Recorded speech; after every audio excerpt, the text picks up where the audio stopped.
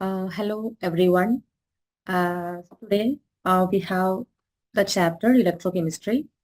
In the last class, we discussed about the chapter solutions and their past paper questions and the important topics from the chapter as well.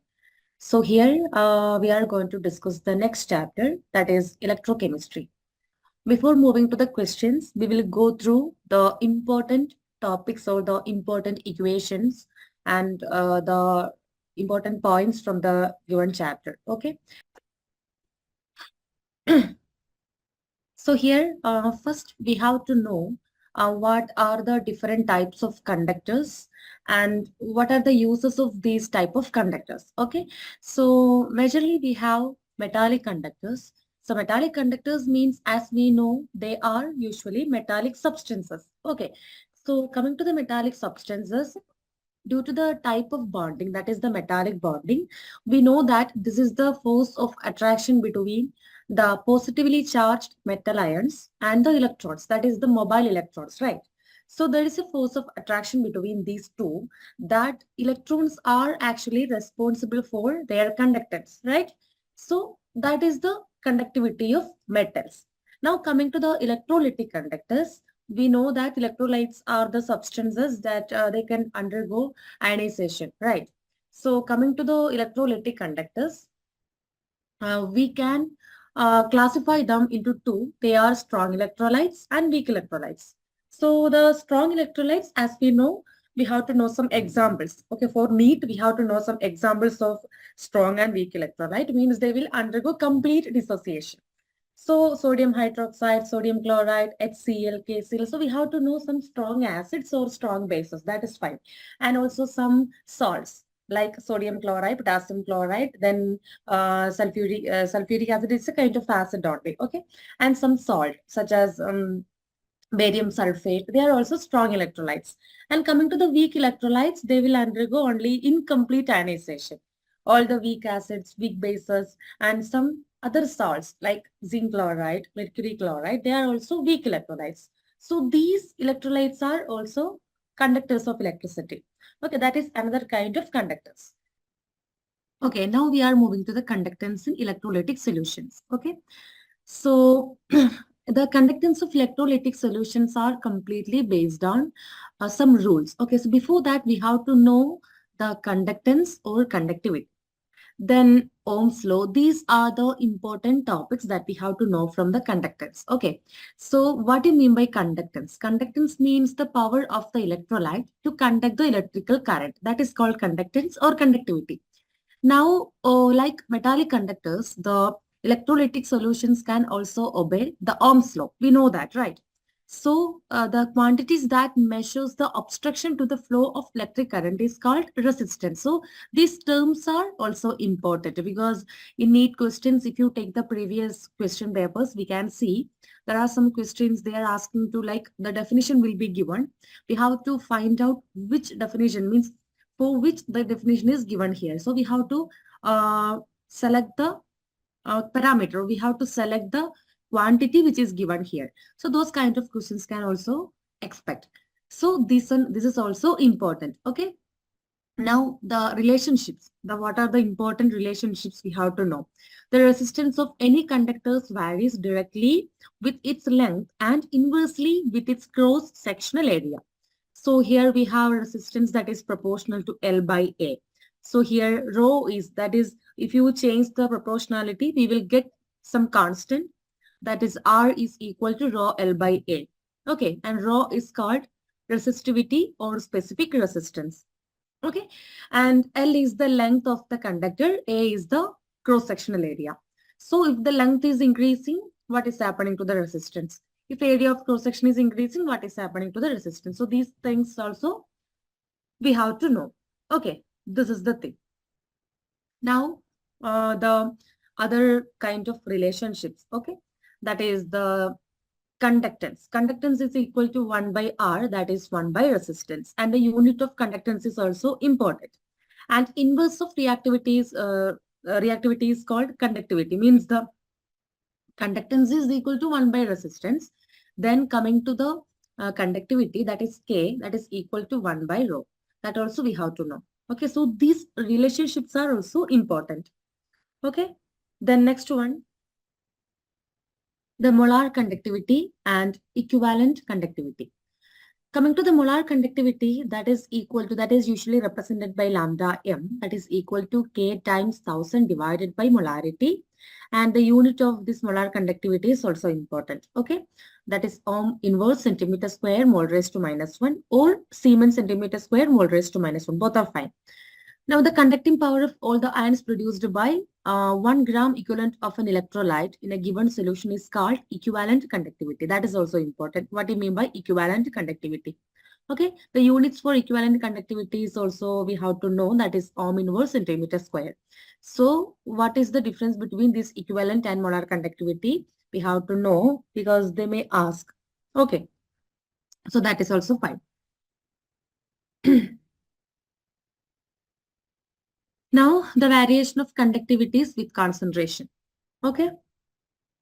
So in case of strong and weak electrolyte, the change in the conductivity with respect to the concentration is different. Okay. So if you consider the strong electrolyte, when the concentration is here, we can see it is increasing. What is the change in the conductivity? And coming to the weak electrolyte, when the concentration is increasing, what is the change in their conductivity? So these two are different. Like both the cases are completely different, entirely different. Okay. So if you consider the strong electrolytes like KCl, there is a high value of conductance even at low concentration, and there is no rapid increase in their equivalent or molar conductance on dilution. So this is important. Okay. Now coming to the weak electrolyte like acetic acid, they will show a low value. So the conductance of this will be comparatively low at high concentration, and there is a rapid increase in the value of equivalent conductance or the molar conductance with dilution. Okay, that is also. So these different things, these graphical representations are important because for weak electrolyte it is different, and for strong electrolyte it is also different. Okay, now the next thing we have to know is Kohlrausch's law. So according to Kohlrausch's law, that usually we used to find out the molar conductance at infinite dilution for an electrolyte. That is the means for a weak electrolyte, we can find out their molar conductance at infinite dilution. And that will be equal to the summation of the corresponding conductance from cations and anions. That is the Kohlrausch's law. So suppose if you take a weak electrolyte like acetic acid, in case of acetic acid, their molar conductance at infinite dilution will be equal to the summation of their acetate ion, that is the conductivity of the acetate ion, and that of the H plus ion. So for a weak electrolyte, it will be the total molar conductance at infinite dilution will be equal to the summation of the molar conductance of the cation and that of the anion. That is the thing. Okay. Now we have to know the electrode and half cells. This is also important. So we know that in every cell, suppose if it is electrolytic cell or electrochemical cell, we have two electrodes. That is anode and cathode. Okay, so anode means the oxidation reaction will take place. At cathode, the reduction will take place. Okay, so what do you mean by the electrode? Electrode means it is not only the metal plus the corresponding solution, the metal salt solution. That is called a half cell. So we have two half cell. One is positively charged one will be negatively charged one. Or we can say one is cathode, one is anode. Okay, so three kinds of interactions are possible between metal atom on the electrode and metal ion in solution. Okay, what are the different kinds of interactions? First one, a metal ion may collide with the electrode and undergoes no change. The next one, the metal ion may collide with the electrode and gains n electrons and converted to metal atom. The ion is reduced. Third one, the metal atom on the electrode may lose n electrons and enter the solution as Mn plus. The metal atom is oxidized. Means we have a chance of oxidation reduction. That is the process. A different kind of processes takes place here. Okay. Now Now we have to know what is Faraday's first law and Faraday's second law. So during the process, the mass of substance deposited at the electrode is proportional to the charge passing through it. That is, mass is proportional to charge. Okay, so this equation is also important. W is equal to ZIT. And here I is the current in ampere, T is the time in second. Okay, this also we have to know. These are the things. So coming to the Faraday's second law means this is all these things are related to the means the process of like the electrolysis, like how much amount of substance is producing during the electrolysis, during the oxidation, during the reduction. These kind of things we can calculate. Okay. Now Faraday's second law. If equal electricity is passing through two or more cells connected in series, that is important, then the mass of the substance deposited is directly proportional to the equivalent mass. This is the relationship we have to know. Using this relationship, we will solve the problems. Okay. Now, what is the difference between electrolytic cell, electrochemical cell? We have two types of cells. So one is electrolytic cell. So electrolytic cell means using the electrical energy, we will conduct the chemical reaction. Means using the electrical energy, we will break down a particular electrolyte or ionic compound, which should be in molten form or in aqueous solution. Means using the electricity, we are doing some chemical process, right? While coming to the electrochemical cell, that is like using the chemical energy, we will produce the electrical energy. That is called electrochemical cell. So we have two types. I mean, both we have anode and cathode, but the difference is if you are taking the electrolytic cell, the charge of anode is positive, cathode is negative. While if you are coming to electrochemical cell, the charge of anode is negative, cathode is positive. So in both, at anode, the reaction is oxidation. At cathode, the reaction is reduction. But if you check the charge, that is different. For anode, the charge is positive for electrolytic cell. But for the electrochemical cell, anode has a negative charge. That is the difference. Okay. Now, coming to the electrochemical EMF of the cell. Okay, so if you want to calculate the EMF of a cell in case of an electrochemical cell, because electrochemical cell is producing the electricity with the help of the chemical reaction. So if you want to find out how much electricity is produced, we have to find out the EMF. Okay, so for finding out the EMF, we have to know the EMF of the cathode and anode. Then we have to subtract it. That is the EMF of the cell will be, we can write EMF of the cell or E cell will be E cathode minus E anode. This is the reaction. This also we have to know. So this one we can see here, E cell is equal to E cathode minus E anode. Okay, this one. Now coming to the Nernst equation, we can find out the EMF by using Nernst equation as well. And this relationship between the Gibbs energy change and EMF of the cell also we have to know. So these are the things which are important here. All these relationships, all these equations we have to know. Okay. Now application of the Nernst equation. This is the another important relationship. That is the E naught cell will be equal to 0.059 divided by N log Kc. Here Kc is the equilibrium constant of the reaction. So we have different equations here, but it is completely like for different values. The relationship between the E naught cell and equilibrium constant is this one, but the relationship between the Gibbs energy change and E naught cell will be this one. Okay, so if you want to calculate the Kc, we have to use this equation. If you want to calculate the delta G, we have to use this equation. Means based on the criteria or based on the value that we have to find out, we have to use different kind of equations. Okay, that is the thing. Now next one is corrosion. So corrosion means it is electrochemical phenomenon we know, but we have to know the equations that happening at anode and cathode during corrosion. That is important. At anode means this is the oxidation of iron. At cathode, we can see the oxygen is undergoing reduction. So as a part of anode, the oxidation reaction, Fe2 plus ions will be produced. At cathode, oxygen will be converting into water. So this overall reaction is called corrosion. Okay, that is given here. Then what are the methods to prevent corrosion? That we all know that, right? That is the galvanization. That is the provide when we are providing the coating of zinc and using an anti-rust solution. All these kind of things we can use as a prevention of corrosion. Okay. Now coming to the fuel cells. So fuel cells means they are producing the electrical energy by using hydrogen and oxygen. So instead of using the metal electrodes, we can use the hydrogen gas and oxygen gas. So that is called hydrogen oxygen fuel cell.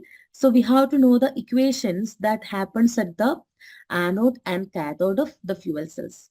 Okay, and the efficiency of the fuel, we have to know that as well. That is the ratio of the change in Gibbs energy to the heat of combustion, and mathematically we have this relationship, that is the efficiency is equal to delta G divided by delta H times 100. That is also important.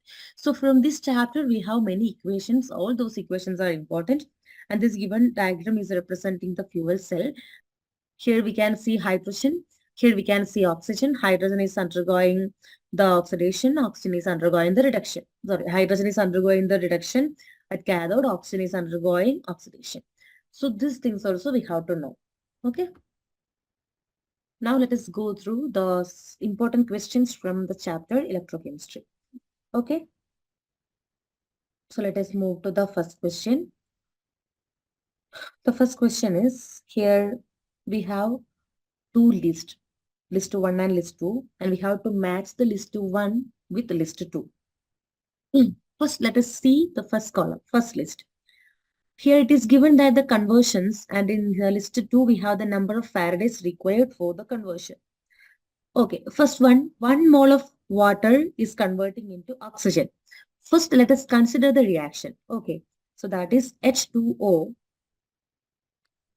is converting into half O2 plus 2H plus 2 electron. Okay, so here the number of electrons transferred is 2. So the amount of Faradays means we have the equation that is NF.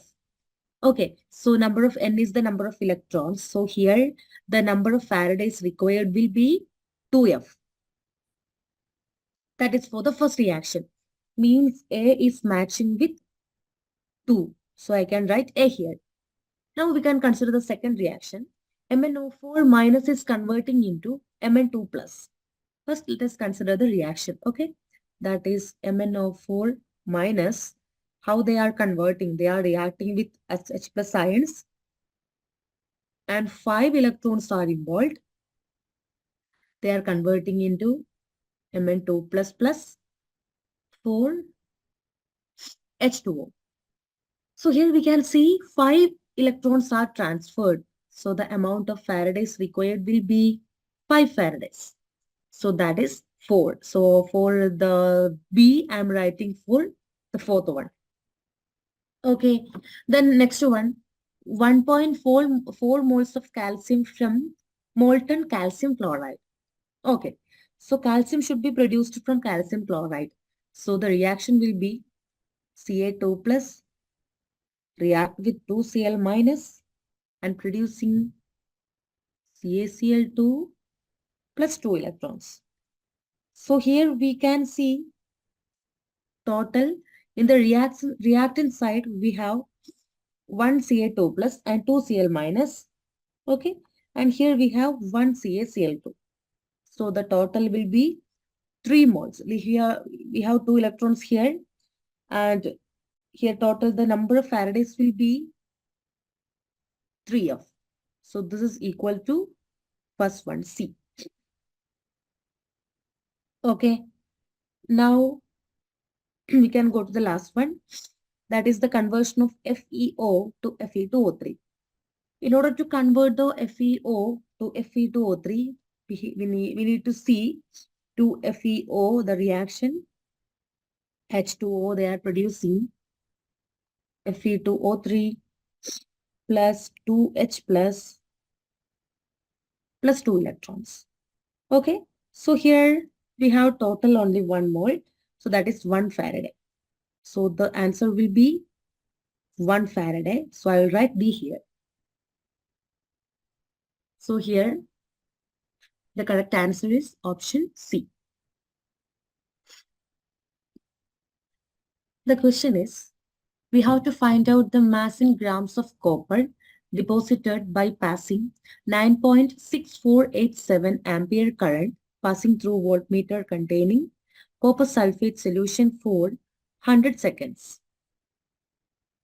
Okay, so here we have to find out the mass of copper deposited during the process. Here the amount of electricity passed is given, that is 9.6487.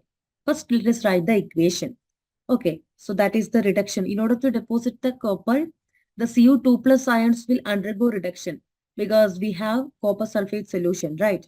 So in copper sulfate solution, we have Cu2 plus ions, SO4 2 minus ions.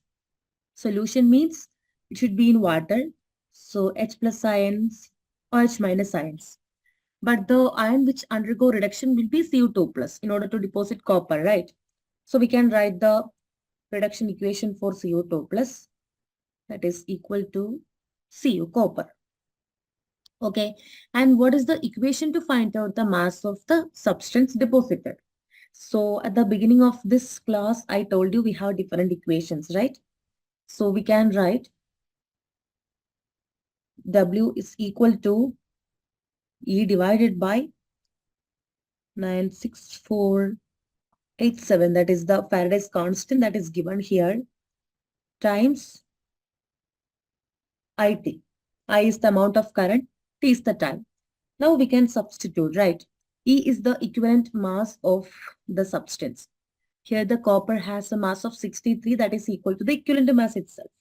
So it will be 63 divided by 96487 times the amount of current passed is, it is given here, that is 9.6487 times the time is given, that is 100 seconds. 100, that is equal to 0.315 grams. So the correct answer is option D. 0.315 gram will be the mass of copper deposited. In the next question, the conductivity of centimolar solution of potassium chloride at 25 degrees Celsius is given. That is 0.0210 ohm inverse centimeter inverse. The resistance is given as 60 ohms at 25 degrees Celsius as well. We have to find out the value of cell constant. Okay. First of all, we have the equation, that is conductivity is equal to conductance times cell constant. Now we can write conductivity is equal to 1 by resistance. Okay. And we can write cell constant will be equal to conductivity times resistance.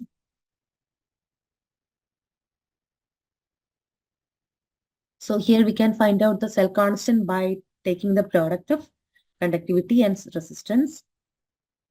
The conductivity is given, that is equal to 0.0210. The resistance is given as 60 here. So the value will be 1.26 centimeter inverse. So D is correct. Okay. The next question, we have two statements. One statement is given as in the equation to find out the Gibbs energy change delta G, the value of delta G is depending on N. And coming to the next one, the reason is given as the cell constant, the EMF of the cell is an intensive property and the Gibbs energy change is an extensive property. Okay, first let us analyze the statements. Coming to the first one, here The Gibbs energy change is given as delta G is equal to minus N of E naught cell. So here we can see from this equation itself, the value of delta G0 is directly proportional to the N value, number of electrons transferred.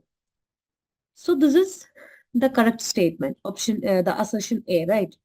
Now coming to the reason, the cell constant is an intensive property and delta G is an extensive property. This is also true.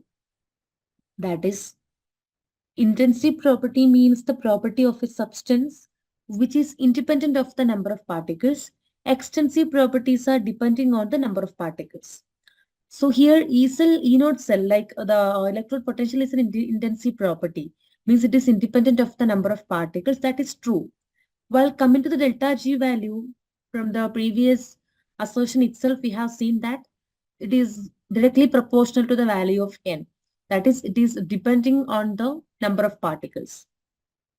Okay, so this is an extensive property. So both are true, and the second one is a correct explanation for the first one as well.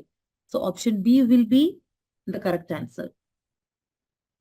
In the next question, the molar conductance of sodium chloride, HCl, and sodium acetate at infinite dilutions are given here. Okay, we have to find out the molar conductance of sodium acetate at infinite dilution. Okay, so we have to explain this by using Kohlrausch's law.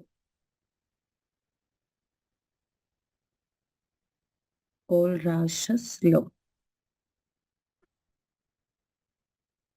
Because this law is helping to explain the molar conductivity of infinite dilution of a weak electrolyte, that is equal to the sum of molar conductivities of its cations and anions. That is the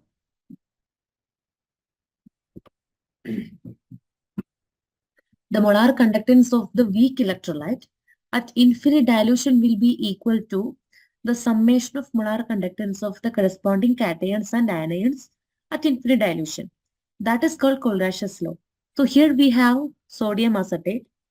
Okay, so we can use the Kohlrausch's law to find out the answer. Because we have acetic acid. Acetic acid is a weak acid, that is CH3COOH, right? Actually, the salt sodium acetate is derived from this acetic acid only, that is CH3COONA. Okay, this is derived from acetic acid only. So we can write the equation to find out the molar conductivity of acetic acid, that is equal to the molar conductivity of sodium acetate plus the molar conductivity of HCl plus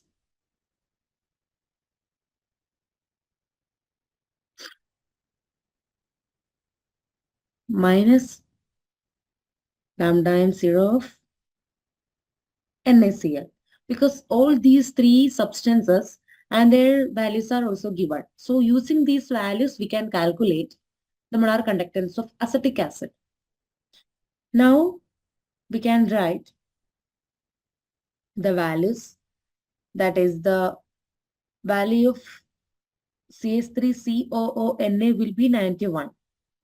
So this is 91 plus for HCl it is 426.16. Okay.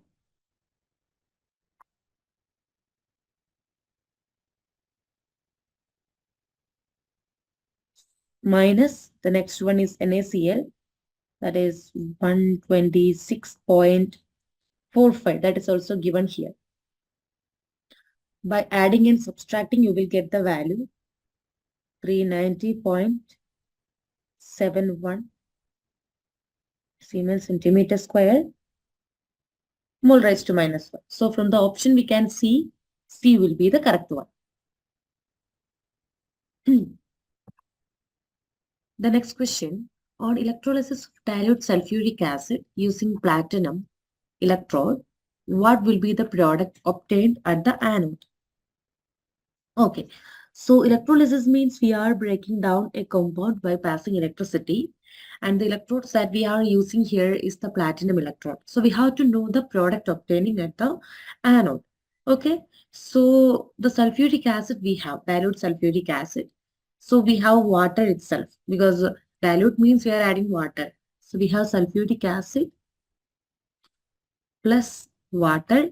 And coming to sulfuric acid, we have two ions. They are H plus ions and SO4 2 minus ions. Coming to water, again we have two H plus ions and OH minus ions. So anode means the reaction is oxidation. Okay.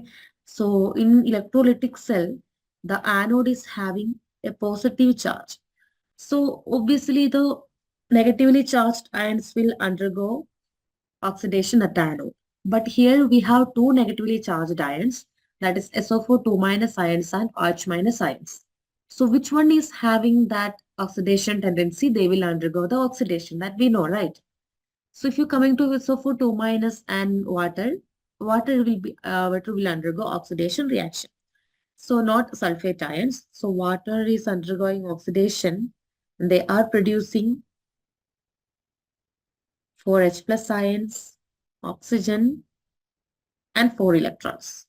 So the product will be oxygen. Okay, suppose if we want to know the reaction at cathode as well, we can write. That is the H plus ions, that is the positively charged ions, will undergo oxidation and they will produce hydrogen gas by accepting electrons. So the question asks us to find out the product at anode. So at anode, we know that the product is oxygen. So option D will be the correct answer.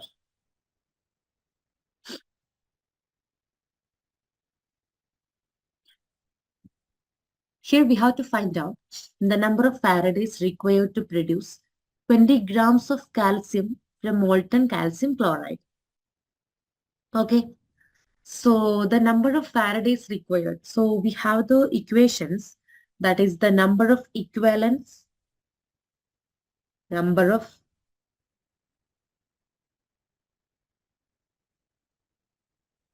equivalents is equal to the given mass divided by equivalent mass. Okay. So in order to calculate the number of equivalents, we have to know the given mass. Given mass is 20 gram. Now equivalent mass. In case of calcium, the equivalent mass and atomic mass are different.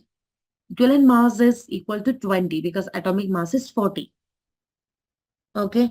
Because for calcium, the equivalent mass of calcium will be atomic mass divided by 2.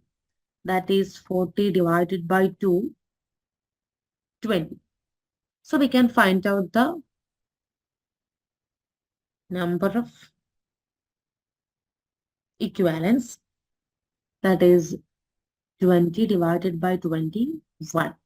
So the number of Faradays required to produce will be option C, that is 1. Next question.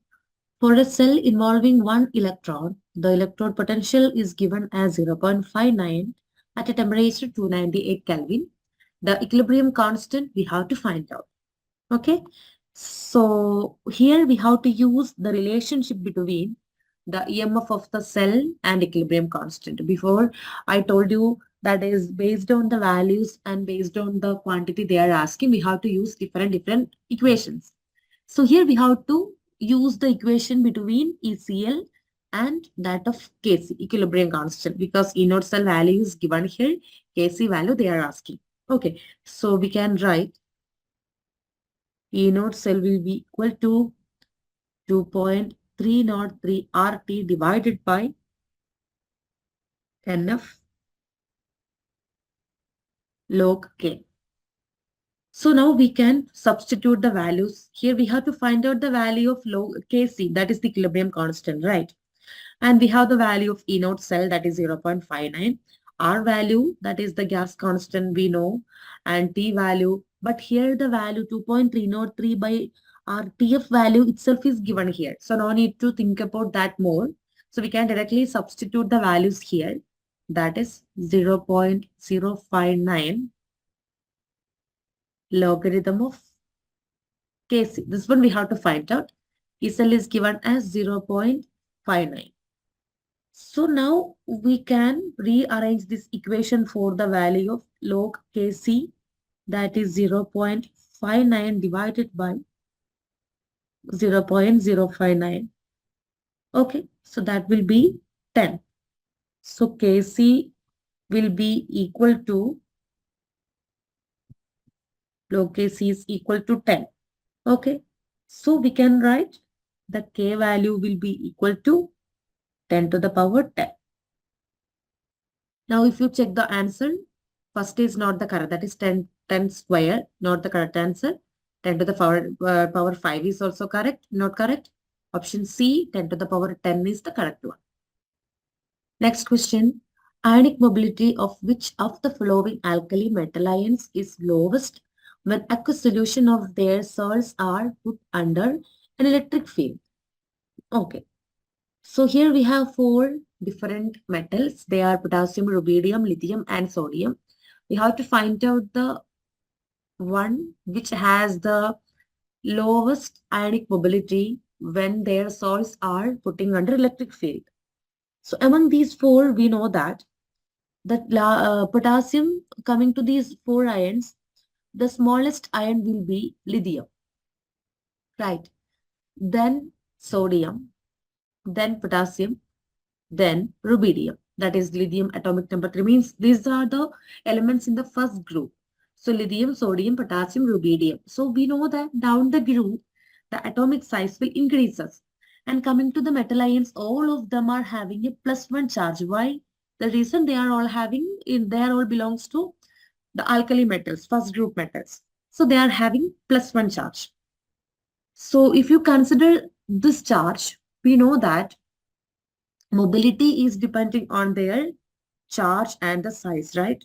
So in case of this Li plus ion, they are smaller in size. So we can arrange them in increasing order of their size. That is Li plus less than Na plus, which is less than K plus, which is less than Rb plus. Lithium plus is smaller in size, right? So here, in case of lithium plus, there is a large charge density. Large charge density.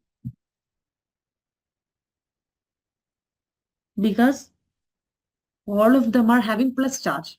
But in case of lithium, the plus charge is distributing in a smaller volume.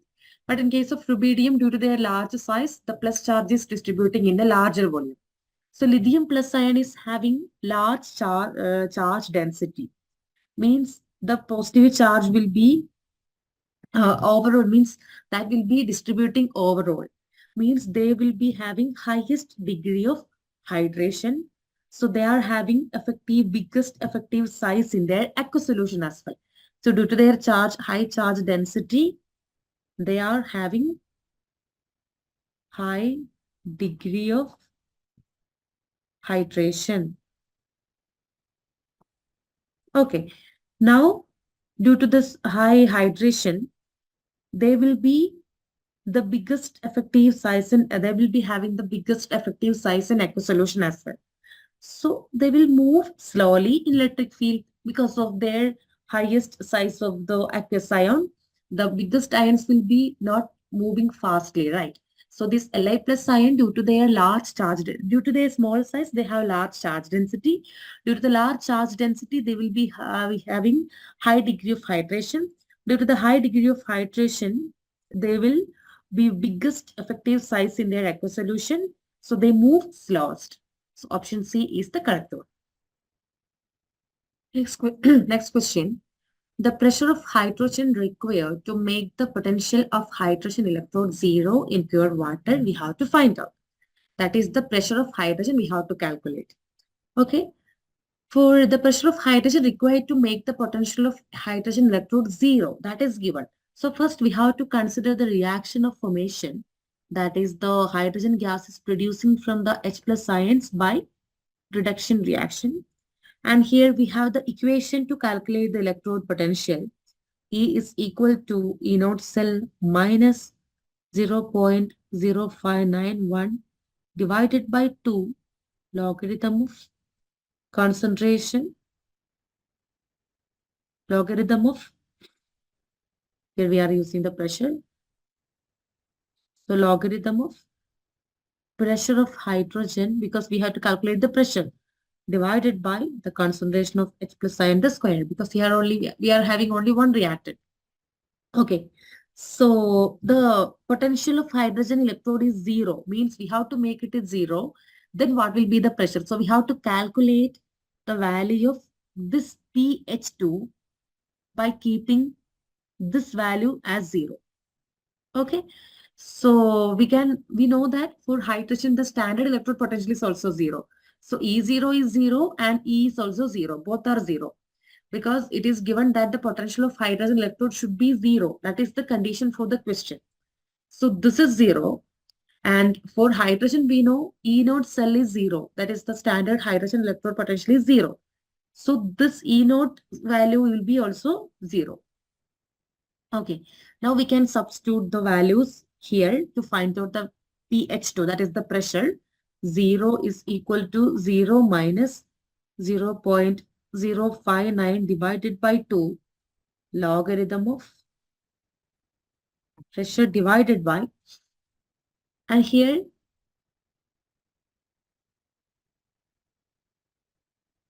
okay, so that's plus and concentration 10 to the power minus 7 squared, because in water we have equal amount of H plus and OH minus ions. Okay, so the concentration of H plus ions will be 10 to the power minus 7. So we will calculate the value of pH2. That will be, first we can rearrange this equation, minus 14. That is equal to 1, because 10 to the power minus 7 whole square means it will be 10 to the power minus 40. So the pressure of hydrogen will be 10 to the power minus 14 atm. That is the value. So the correct answer is option A. Next question, aqueous solution of different compounds we have taken. So which of the following will be the best conductor of electric current? That is the question. Okay. So the electric conductivity is due to the presence of the movement of ions. We know that we have different kinds of conductance. At the beginning of this chapter, I told you we have different kinds of conductance. That is the electrical conductance, then ionic conductance as well. So this is the ionic. Here we are using the ionic conductance. So in case of electrolyte, the solutions due to the presence of the ions and the movement of the ions, they will be good conductors of electricity. Right. So here we have to know which one is having more number of ions. They will be more conducting in nature. Okay. So first let us consider ammonia. And the second one is fructose, acetic acid, hydrochloric acid. So among these four, we know that hydrochloric acid is the strong acid.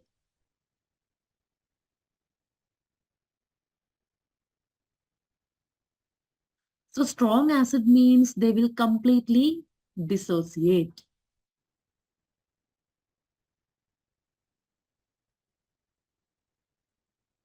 They will completely dissociate.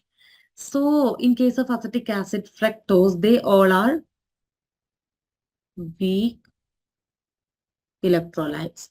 So they will undergo only partial dissociation. So the number of ions produced will be less in case of this weak electrolyte, and ammonia also same. But in case of HCl, due to the strong nature, the number of ions produced will be very high.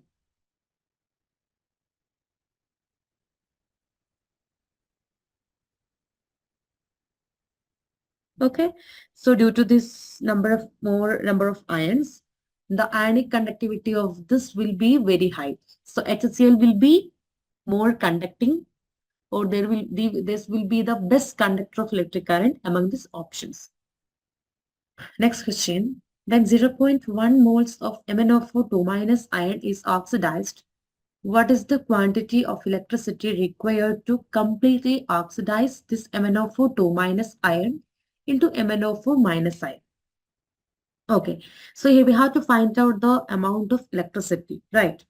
So what is the reaction here? MnO4 2 minus is undergoing oxidation. So when MnO4 2 minus is undergoing oxidation, that is the losing of electrons, they will produce MnO4 minus ions with the liberation of one electron. Okay, and here it is the quantity, that is the quantity of MnO4 minus undergoing oxidation is 0.1 mole. Okay, so what is the quantity of electricity required? So amount of electricity required will be equal to, that is the amount of electricity passed is the amount of MnO4 2 minus taken is 0.1 mole. That is the equation is, we have to multiply the number of electrons with Faraday's constant. So that will be 0.1 times 96500, that is 96500 coulombs. Option C. Here the question is, the weight of silver displaced by the quantity of electricity which displaces 5600 ml of O2, that is oxygen, at STP. We have to calculate the mass of silver here. The atomic weight of silver is given here. Okay. So when the amount of electricity, like when a particular amount of electricity is passing through it, which is able to displace 5600 ml of oxygen at STP, that same amount of electricity is passing through the solution. So what will be the weight of silver? So we have to find out the mass of oxygen first. So the mass of oxygen deposited will be equal to the number of moles of oxygen times 32. 32 is the molecular mass of O2, that is oxygen gas. So here we can write, this is the volume, right? 5600. So if we know, how will you find out the number of moles? Because oxygen is a gas. So the number of moles of a gas at STP will be the volume divided by the molar volume.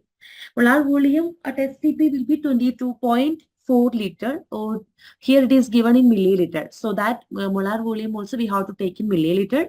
That will be 22,400 milliliter. That is the molar volume. So using the molar volume, we can calculate the number of moles of oxygen. That is 5600 divided by 22,400 times 32. So that is equal to 8 gram. This is the amount of oxygen produced when we pass 5600 ml of oxygen gas at STP. Okay. So this is the amount mass of oxygen. So here we have to find out the weight of silver. So this 8 gram of oxygen means it is equal to 1 equivalent of oxygen. Okay, so it will be equal to 1 equivalent of silver also. 1 equivalent of silver means that is 108. So the correct answer is D. Because when 5600 ml of oxygen is passing, when a particular amount of electricity is passing, 5600 ml of oxygen is displaced. It means it is 1 equivalent. So the mass of silver will be also 1 equivalent. 1 equivalent silver means that is 108. So the correct, so the correct answer will be option D. That is 108 grams of silver will be deposited. Okay. So this is all about the many of the questions we have discussed. So this is all about the important questions. So we can expect more questions from more topics as well. So prepare more, prepare well for the questions from the electrochemistry chapter. So we have to practice the past papers. That is the best way to uh, prepare for the NEET exam. Okay. So tomorrow we will meet with another chapter. Thank you. Bye.